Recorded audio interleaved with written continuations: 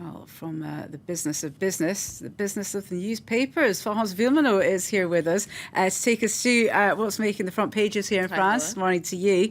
We're looking at the aftermath of last week's Nice attack. Of course, yesterday, the left-leaning daily Libération alleged numerous security failures, prompting a sharp response, one might say. That's right, a sharp response from the Minister of the Interior, Bernard Cazeneuve. And today, Libération responds to his response. So you can see our response to the minister. Bernard Cazeneuve looking mighty small in that photo, it must be said, because originally Libé alleged that the government essentially lied or at least exaggerated about the level of security at the checkpoint giving access to the Promenade des Anglais, because of course the big question was how in the world did that truck make it on to the Promenade des Anglais. Libé says there weren't enough policemen, particularly not enough national police officers. And Bernard Cazeneuve essentially accused Libération of fanning the flames, of essentially, being conspiracy theorists, etc.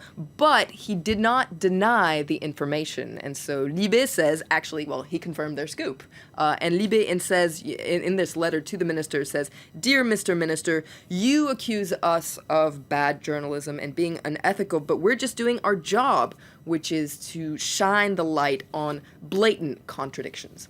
Okay, well, this one, I can imagine, is going to run and run. The government, meanwhile, has ordered an internal probe, haven't they, by the so-called police of police to scrutinise the operation in Nice on July 4th. That's right. This is the Inspection Générale de la Police Nationale, so the police that's in charge of policing the police. And the fact that they're involved, according to Le Figaro, shows just how serious things are. You can see here Bernard Cazeneuve once again on the front page saying that he's really at the heart of this controversy.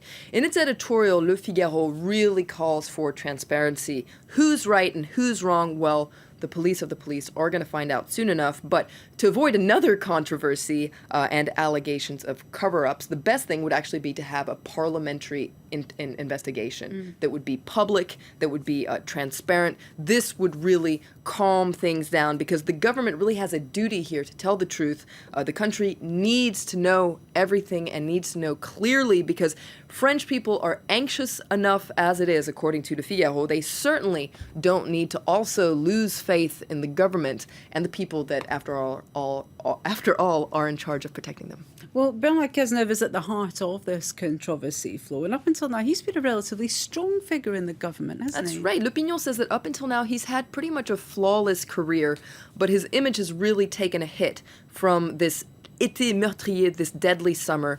This cartoon is very interesting on the front page of L'Opinion. You can see Bernard Cazeneuve here depicted as the top cop standing in front of this national police car here. You can see people are throwing tomatoes at him. Now, behind the car, you can see the president and the prime minister, Manuel Valls, and they're saying, actually, one police car isn't enough to protect us from this wave of tomatoes, because that is really what Libé was saying was, first of all, there weren't enough national police officers, and the cars that they had weren't actually blocking the Promenade des Anglais. They were positioned in a way so that the truck could go by. So it's a very interesting cartoon with respect to this. Well, in the wake of the Nice attack, the government has moved to extend the state of emergency by another 6 months. That's right. Extend it and reinforce the state of emergency. And you can get all the details in La Croix. Now, the government essentially added a series of measures to the ones that were already in place. For instance, periods of house arrest. Well, the period will be extended according to the new measures. Also,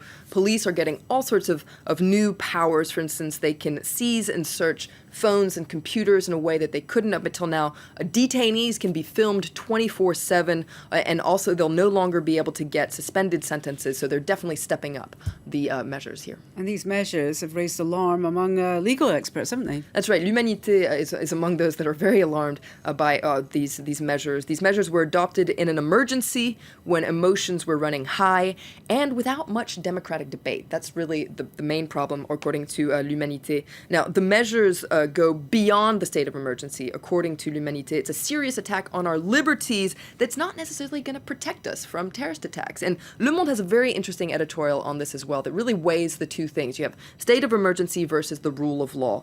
Are these exceptional measures the reasonable response to a real threat, or are they just chipping away at the rule of law and our freedom. It's a real debate. That's all we have time for, Flo. But thanks very much for taking us to the French papers. More, of course, from Flo later this morning when we go through the international press. For now,